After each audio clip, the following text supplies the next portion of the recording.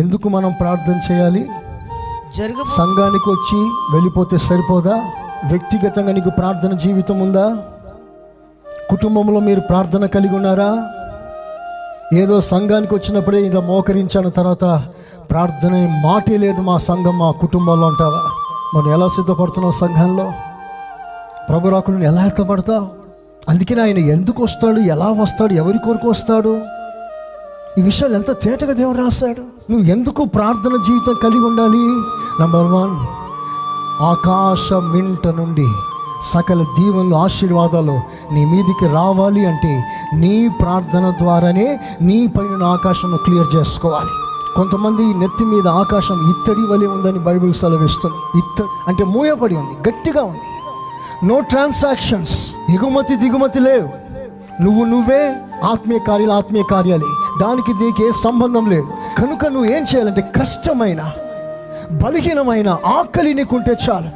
నీవు బలహీనుడు అని తెలిసి ఆత్మదేవుడు నిన్ను బలపరుస్తాడు. నీ నోటికి కావాల్సిన మాట ఆయన తానే అందిస్తాడు. అందుకని ఆ వైరాగ్యం మనకు ఉండాలి, ఆ రోషం మనకు ఉండాలి. ఎందుకు ప్రార్థన? పరలోకం తెరవబడటానికి. ఎందుకు ప్రార్థన? తప్పించుకోవటానికి. ఎందుకు ప్రార్థన? ఆయన ముందు నిలబడటానికి. 2 things వింటున్నారా? ఒకటి, తప్పించుకోవాలి. లోక మాలిన్యం, లోక కార్యక్రమాలు, లోక ఊరులు, లోక ఉచ్చులు, లోక సంబంధమైన కార్యాలు అన్నీ నువ్వు తప్పించుకోవాలి.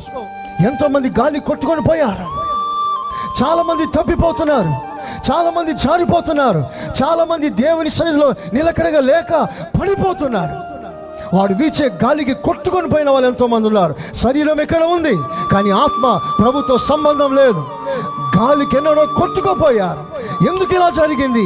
ప్రార్థన లేదు. ప్రార్థన జీవితం నీకు శక్తినిస్తుంది. ప్రార్థన జీవితం తప్పించుకునే కృపనిస్తుంది. తప్పించుకున్న వారే రేపు సియోను యెరూషలేము స్వతంత్రించుకుంటారు. తప్పించుకోవాలి.